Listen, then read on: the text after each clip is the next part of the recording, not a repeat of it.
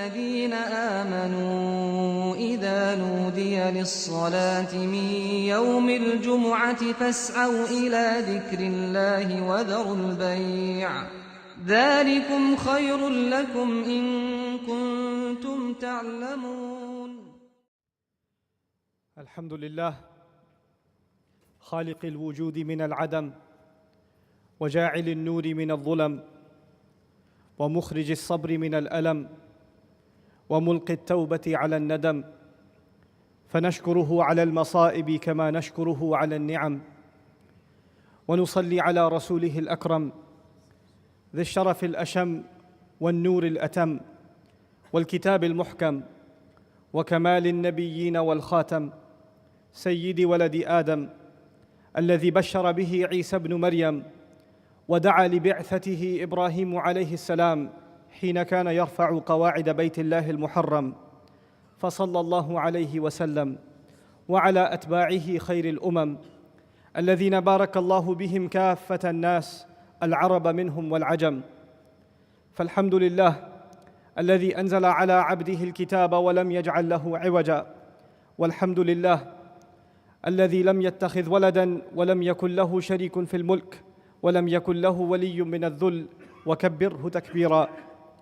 والحمد لله الذي نحمده ونستعينه ونستغفره ونؤمن به ونتوكل عليه، ونعوذ بالله من شرور أنفسنا ومن سيئات أعمالنا، من يهده الله فلا مضل له ومن يضلله فلا هادي له، ونشهد أن لا إله إلا الله وحده لا شريك له، ونشهد أن محمدًا عبد الله ورسوله أرسله الله تعالى بالهدى ودين الحق ليظهره على الدين كله، وكفى بالله شهيدا. فصلى الله عليه وسلم تسليما كثيرا كثيرا. ثم أما بعد، فإن أصدق الحديث كتاب الله، وخير الهدي هدي محمد صلى الله عليه وسلم، وإن شر الأمور محدثاتها، وإن كل محدثة بدعة، وكل بدعة ضلالة، وكل ضلالة في النار. يقول سبحانه وتعالى في كتابه الكريم بعد أن أعوذ بالله من الشيطان الرجيم: سيقولون ثلاثة رابعهم كلبهم، ويقولون خمسة سادسهم كلبهم رجما بالغيب، ويقولون سبعة وثامنهم كلبهم، قل ربي أعلم بعدتهم ما يعلمهم إلا قليل، فلا تمار فيهم إلا مراء ظاهرا ولا تستفت فيهم منهم أحدا.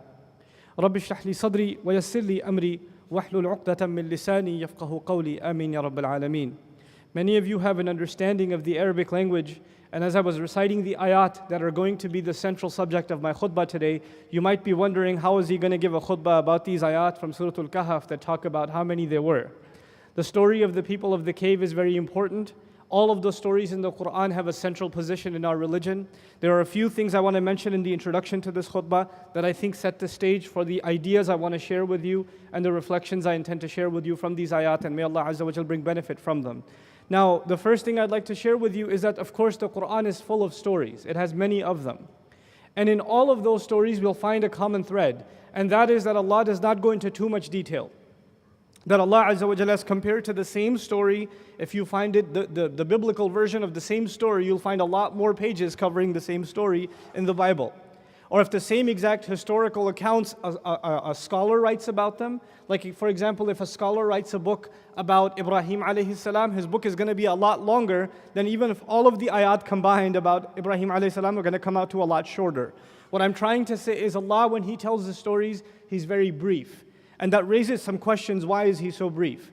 As a matter of fact, even the longest story in the Quran, the one unified story in the Quran, the story of Yusuf alayhi salam, is also in fact brief. As long as it is, it's still brief. And there are lots and lots of details that just aren't mentioned. You know, as far as locations are mentioned, only Egypt is mentioned. Where he used to live isn't even mentioned. Yusuf alayhi salam's father is mentioned. His brothers' names aren't even mentioned. His mother's not even, she doesn't even come up in the story. There's a minister. Ministers are pretty important people, you would think. We don't even know his name, not from the Quran.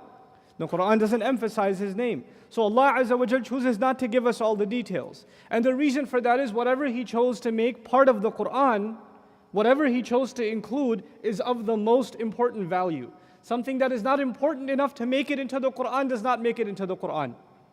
So Allah Azza wa Jal Himself teaches us by telling stories in a certain way what is important and what is not important. That is Allah's way of prioritizing. So if you get obsessed and I get obsessed about what the name of the minister was or the king was at the time of Yusuf alayhi salam, well, that is a detail Allah Azza wa Jal Himself did not make important. There are other things that are far more important. If you and I start getting obsessed about what were the names of his brothers, what's the oldest guy's name, then what's number 2, what's number 3, what's number 4, all the way down to 12, what's the sequence? Well, Allah didn't make that a big deal, so we don't have to make that a big deal. Allah Himself prioritizes for us so we don't get sidetracked. Now, the story I want to share with you some things about is the story of the people of the cave. And even though the khutbah is actually not about them, it springboards from that event and that narrative that Allah describes in the beginning of Surah Al-Kahf. These young people, if you don't know the whole thing, I'll just summarize it very briefly for you. These young people decided that they're going to not only accept, but live up to their Islam in a society that hated Islam. And actually, they could have stayed quiet and not told anyone that they're Muslims. And they could have lived dormant lives, undercover Muslims kind of thing. But Allah Azza wa Jal gave them the courage of heart that they stood up and they testified. إِذْ قَامُوا فَقَالُوا رَبُّنَا رَبُّ السَّمَاوَاتِ وَالْأَرْضِ فَمَا أَهَمِّيَتْ كَلِمَةْ قَامُوا. Why is the word qamu even mentioned? They stood up, they rose, they stood up to challenge the king and the authorities that be and said, no, we don't accept the religion of the state or whatever else, of the governance. No, we have our own faith. We believe in the master of the skies and the earth. They declared it openly. And this was considered an act of treason. So they were supposed to be executed for their crime. And these young guys, these are young friends. So they got scared and they asked Allah for help. And Allah put in their heart that they should go back into a cave that they were familiar with, but I won't tell you how they're familiar with that. That's for another time, inshallah ta'ala. So they go into this cave into hiding, and Allah, covers their ears. They go to sleep, and they don't even realize that 309 some years have passed by, and they wake up. And then the story continues that they come out, they send one of theirs to go get some food. Obviously, he goes out to get food, and he's wearing clothes from 300 years ago. Fashion might have changed just a little bit. And your currency might not exactly be the same. If somebody spoke English from 300 years ago, you'd be like, is it Halloween already? What's going on, It wouldn't fit in. So the guy goes to do some shopping and he's pulling out like 300-year-old currency. So obviously he gets attention. He's trying to not get attention. وَلْيَتَلَطَّفْ وَلَا يُشْعِرَنَّ بِكُمْ أَحَدًا. Whoever goes among you should really watch his step. And don't let anybody realize that what's going on with you. But the guy, how's he going to hide? If he's wearing 309-year-old clothes and he's got ancient currency in his hands, obviously he's going to be the center of attention. So now people find out about what's going on and they get discovered. That's the gist of it. But then Allah decided, and I told you, the stories in the Quran are brief, but Allah decided to dedicate a very long set of words to this discussion. And this discussion is سَيَقُولُونَ ثَلَاثَةٌ رَابِعُهُمْ كَلْبُهُمْ. They say there were three. They will say rather, that there were three, and the fourth one was their dog.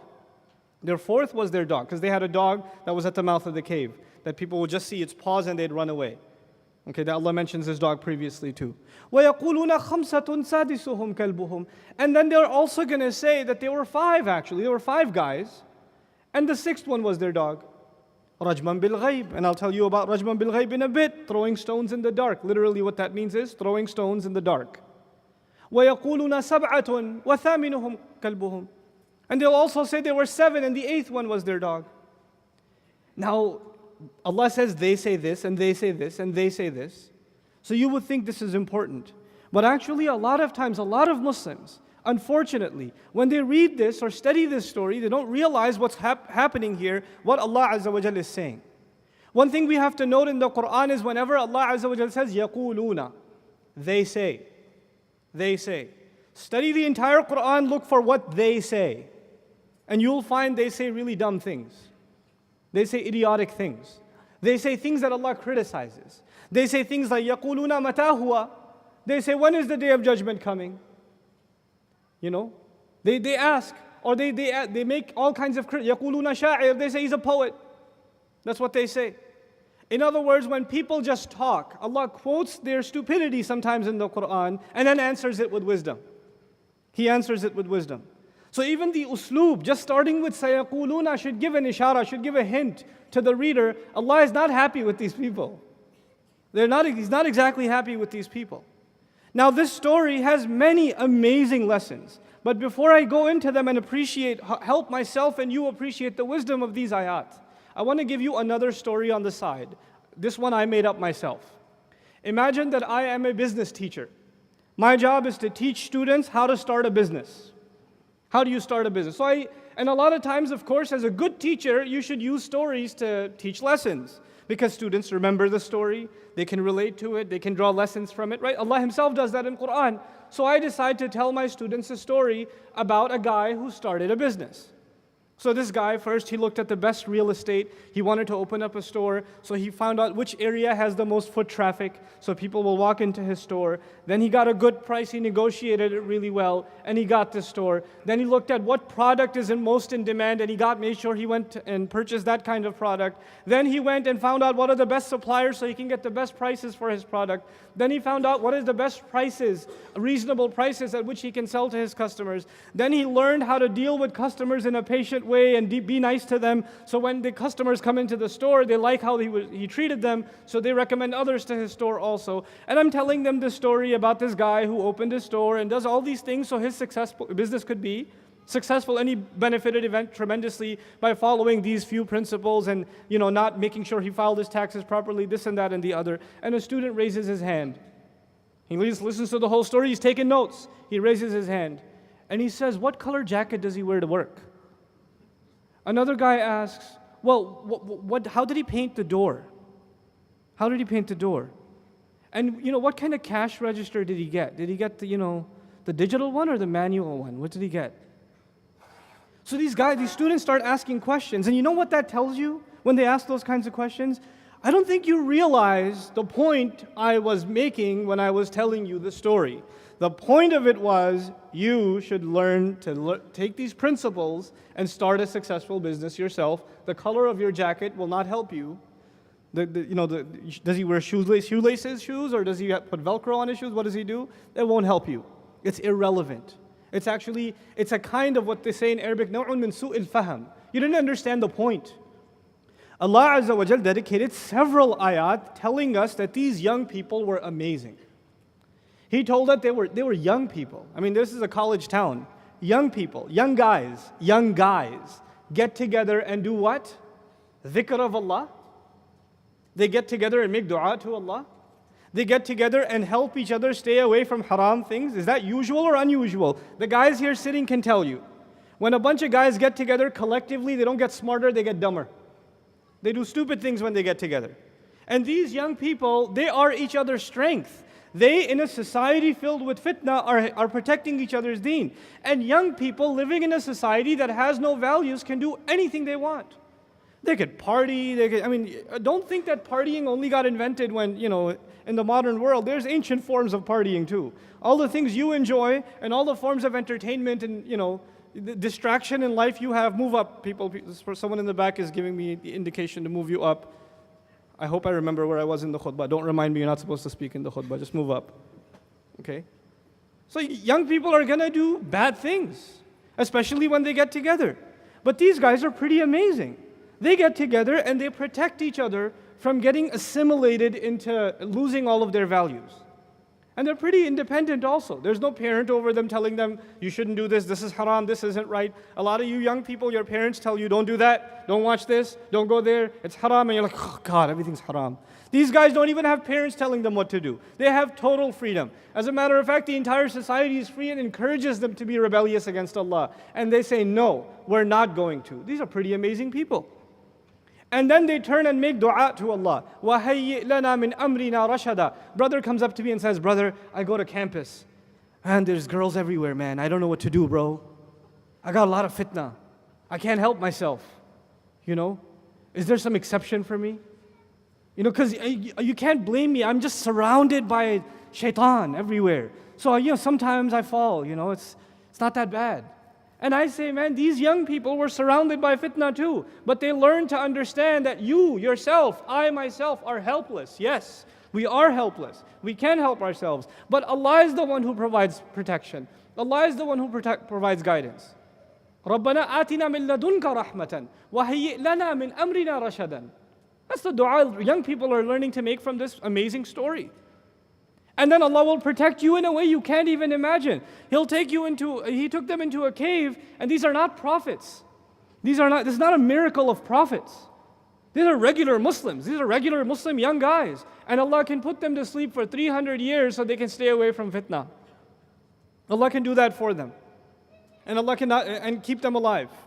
You're already learning Allah controls life and death, and Allah can save you in ways you can't even imagine. This is our iman. This is the power. When we say, إِنَّ اللَّهَ عَلَى كُلِّ شَيْءٍ قَدِيرٌ, Allah is capable of all things, then that's what we're saying, that Allah can do anything. He can even do that with these young people. Why can't He help me?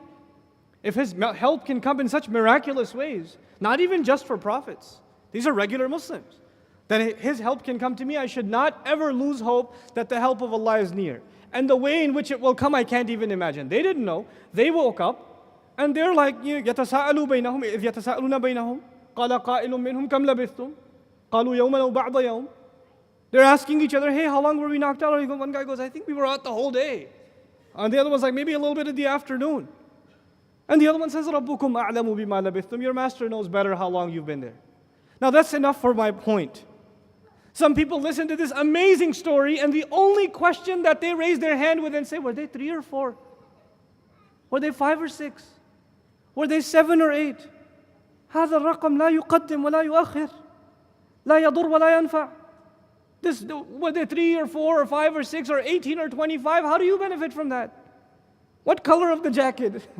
Allah is so angry at these people that Allah gave them this amazing lesson, and the only argument you find in them is this. What is wrong with you people? And then Allah, in His anger also, subhanahu wa ta'ala, described this practice with a phrase. He says, رَجْمًا بِالْغَيْبِ. رَجْمًا بِالْغَيْبِ. This is part of what you call in the Quran التصوير الفني, artistic depiction. Quran draws images, so you can imagine things, so you can learn lessons. Allah says these people who talk like this, they are like people standing in the dark with a bunch of rocks in their hand, and a guy's trying to hit a target, and he's just kind of throwing stones in every direction. That's called رَجْمًا بِالْغَيْبِ. Okay? بِالظَّلَامِ يعني, in darkness. He's just throwing stones in every direction. Now there's something wrong with a guy who does that. Imagine some guy in a parking lot, he's got a bunch of rocks in his hand, no lights are on, and he's got a bunch of rocks, he's just chucking them in every direction. He's got a target somewhere, he wants to hit this bottle. Obviously he doesn't know where it is. Now what is wrong with that practice? First of all, it seems like a type of insanity. Second of all, obviously you will probably hurt someone else when you do this. You will hurt someone else when you start making wild guesses. And even if you hit your target, you won't even know. Even if you figured out it's 7, and it's not 8, and it's 6, and it's not 7, or it's 3, and it's not 4, so what? What do you get out of that? Allah Azza wa Jal responds Himself. Now Allah could have ended the mystery. Were they 3 or 4, 5 or 6, 7 or 8? Allah Himself could have said, قُلْ سَبْعَ. انتهى الأمر. He could have said there were 7, okay? Done. End of discussion. He didn't do that. He says, قُلْ رَبِّي أَعْلَمُ بِعِدَّتِهِمْ. الْأَمْرُ هُنَا. قُلْ. Tell them.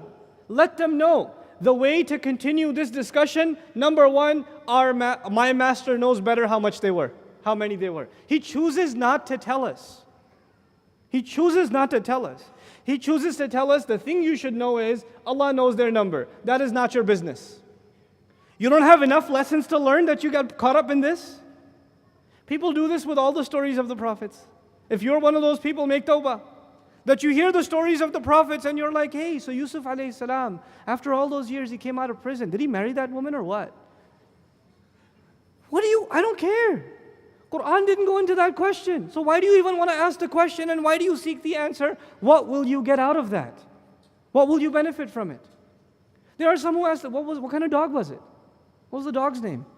What is this? His name is Bowser or Rufus? What? I don't care. That doesn't help you. That is not the point of the story. Then people do this, and another way people do this, it's not just limited to stories.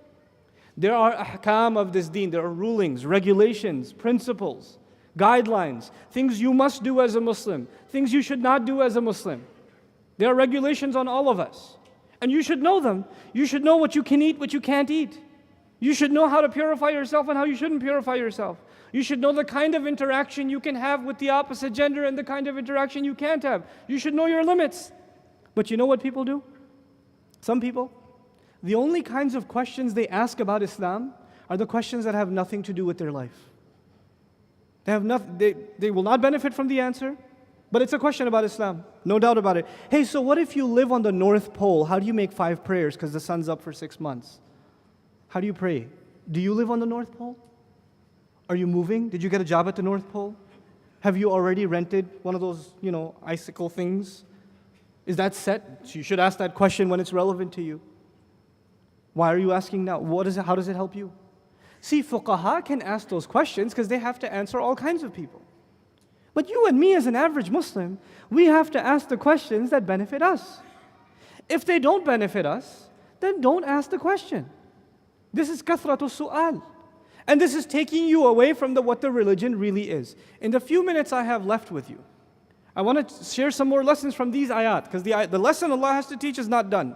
But one other thing that the Prophet ﷺ told us, ad-dinu an-nasiha. He summarized the entire religion. The Prophet says that he was given jawami'ul kalim, utit jawami'ul kalim. He was given the most comprehensive words, few words that capture everything. You can have hundreds and thousands of books on Islam, and then you can have 2 words and it says everything. Ad-dinu nasiha. That's the Rasul's word, sallallahu alayhi wasallam. Religion is sincere counsel. The entire religion, all it amounts to is ultimately sincere counsel. What does that mean? That everything in our religion that I learn and everything in my religion that I try to teach should have the benefit of helping someone, counseling someone. Either it makes them stronger in their faith or it betters their practice. That's it. There are only 2 things. Either it makes your iman stronger or it makes your amal stronger. And that's it. That's nasiha. If you are curious about something and it neither benefits your iman nor does it benefit your amal, then you're outside of ad-din nasiha. Then you are interested in questions that are related with the deen, but they have no nasiha in them. You see what the Prophet did with these words, sallallahu alaihi wasallam, is he caged our curiosity to that which is beneficial. Because people have curiosities of all kinds of things, in Islam and outside of Islam, and many of them are not beneficial. So our curiosity, you're right, you have a right to be curious, but be curious about things that will help you. Not just useless things, just random things that you're curious about. So now let's come back to this story. Allah Azza wa Jalla says, قُلْ رَبِّي أَعْلَمُ بِعِدَّتِهِمْ. My master knows better what their number is, which basically means you be quiet. Don't even ask that question. Who are you to say there are 3 or 4 or 5? حينما قال سبحانه وتعالى ربي أعلم من يقول أنا أعرف أنا أعلم. If Allah has already said, I know better. Who's going to come out and say, actually I think I know how many there were? It's done. That discussion is over. قُلْ رَبِّي أَعْلَمُ بِعِدَّتِهِمْ. Then he doesn't say, this is the دقة الاستعمال في القرآن, right? So you see, he doesn't say ما يعلمها إلا قليل. ما يعلمها إلا قليل. لم يقل. He said ما يعلمهم إلا قليل. You see, if he said ما يعلمها إلا قليل, the ayah would have meant nobody knows their number except a few. Nobody knows the number except a few. But in the ayah, Allah does not say, He's not even talking about the number anymore. He says nobody knows the reality of them except a few. Nobody pays attention to what I really told you the story for except a few. Most people get caught up in these things. Most people get caught up in distractions. And they forget the point for which I'm telling you the story, for which Allah is teaching. مَا يَعْلَمُهُمْ إِلَّا قَلِيلٌ. These young people of the cave, I can't remember how many different khutbahs I've given, different topics, on just the people of the cave. On just them. Because they are such an inspiration in the Qur'an. Especially for young people living in times of fitna. They are such an inspiration. And Allah Azza wa Jalla says most people don't realize what they really are. Except very few. Most people don't, you just think it's just a story. It's not, it's guidance from Allah. Allah decided to crystallize these people's lives in history through His book, because people until the day of judgment will get advice from these young people. These young men will be role models for other young men until the day of judgment, because Allah made them part of His book. مَا يَعْلَمُهُمْ إِلَّا قَلِيلٌ. Then He says, فَلَا تُمَارِ فِيهِمْ. يعني لا تجادل فيهم. The word mara yumari, mira'an, this word in the Arabic language actually comes from marwun. Marwan means a hot rock. A rock that is hot on the inside, like burning on the inside, you can't see the fire of it until you touch it. But also from it, mara, they say mara shata, يعني استخرج لبنه. That if somebody has, Lisan al-Arab mentions this, when you milk a goat, that's called mara also. Mara, or mirya also, al-jadal wa shak. The mirya, the word mirya means actually argumentation and doubt. Now, la tumari fihim means don't engage in an argument about them. Don't use evidences against each other about them. Don't pull out interesting facts like milking a goat. Don't pull out interesting facts about them just to have curious conversation for no purpose. Illa mira'an zahiran. Except you should have an engaging conversation about them and pull evidences from what Allah told you about them in what is obvious. Mira'an zahiran. يعني من ما هو الظاهر من كتاب الله. Whatever you needed to know about the people of the cave, whatever advice you could have gotten from these people, Allah put it in the Quran. That is zahir. That He made obvious. Whatever could not have helped you, He made ghaib. He didn't tell you. That is the way Allah teaches. Illa mira'an zahiran. Now we are not the people who knew about the people of the cave first. This is the last part of my khutbah I want to share with you, probably the most important part. It is narrated that some Jews came to the Prophet ﷺ, and some other narrations, Christians even, came to the Prophet ﷺ and said, who are the people of the cave? Man ashabul kahf. Who are these people of the cave? If you're really a prophet, you would know. So Allah revealed to him, أَمْ حَسِبْتَ أَنَّ أَصْحَابَ الْكَهْفِ وَالرَّقِيمِ كَانُوا مِنْ آيَاتِنَا عَجَبًا. The ayat began about the people of the cave. In other words, we're not the only ones who have been educated about their story. The people of the book also knew about them. Yes? And obviously I told you Allah speaks to us briefly. But if you look at the books of the Christians and the Jews, there are extensive amounts of detail. Extensive amounts of detail. So probably the same story is going to be 5 times as long. So they would have a lot more information than we do. What did Allah tell us? فَلَا تُمَارِ فِيهِمْ إِلَّا مِرَاءً ظَاهِرًا وَلَا تَسْتَفْتِ فِيهِمْ مِنْهُمْ أَحَدًا.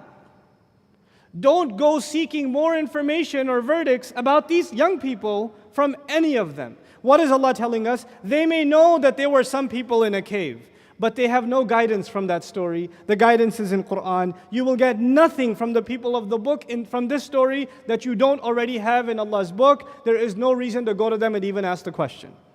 وَلَا تَسْتَفْتِ فِيهِمْ مِنْهُمْ أَحَدًا. This is a very important teaching of our book. We have something in common with the people of the book. They know about Nuh alayhi salam, we know about Nuh alayhi salam. They know about Ibrahim alayhi salam, we know about Ibrahim alayhi salam. They know about Adam alayhi salam, we know about Adam alayhi salam. But what we know gives guidance, and what they know they have corrupted. They've corrupted it. So I'm telling you, if you read what they say about Ibrahim alayhi salam, you will think it's talking about another person. Not the Ibrahim alayhi salam that Allah told you about in Quran and that the Prophet told you about in his sunnah. It's a different person. You can't even compare. Like, is this the same Abraham? Is this what you say about him? Allah Azza wa Jalla says there's no reason to go to them for fatwa. لا تستفتي فيهم منهم أحدا. On these things. Because whatever lessons you had to learn from these great figures of history, Allah Azza wa Jalla perfected those lessons. Perfected them. So they are permanently relevant until the Day of Judgment in the Quran. This is the superiority of Quran. They may have original knowledge of the story, but the perfect knowledge of the story and the most beneficial knowledge of the story that will have nasiha for you and me and for all of mankind, that is going to be Allah's book. وَلَا تَسْتَفْتِ فِيهِمْ مِنْهُمْ أَحَدًا. Subhanallah. This is the point of my khutbah today was an attitude. We're supposed to bring an attitude to Allah's book, to the stories of the prophets, to everything we learn in Islam. We're not just learning it to full of curiosity. We're learning it so it makes us better in something. It strengthens our iman, it builds our understanding, it makes us better practicing. In some way it made us a better Muslim. It strengthened our heart or it strengthened our action. May Allah Azza wa Jal make us a people who internalize ad-deenun nasiha. May Allah Azza wa Jal help us learn the teachings of the Quran in a way that better our faith and better our practice. May Allah Azza wa Jal help instill a love for this book and the sunnah of His Messenger alayhi salatu wasalam into our own hearts and into the hearts of our families. Barakallahu li wa lakum fil Qur'an al-Hakim wa nafa'ni wa iyyakum bil ayat wa dhikr al-Hakim. الحمد لله وكفى، والصلاة والسلام على عباده الذين اصطفى، خصوصا على أفضلهم وخاتم النبيين محمد الأمين وعلى آله وصحبه أجمعين.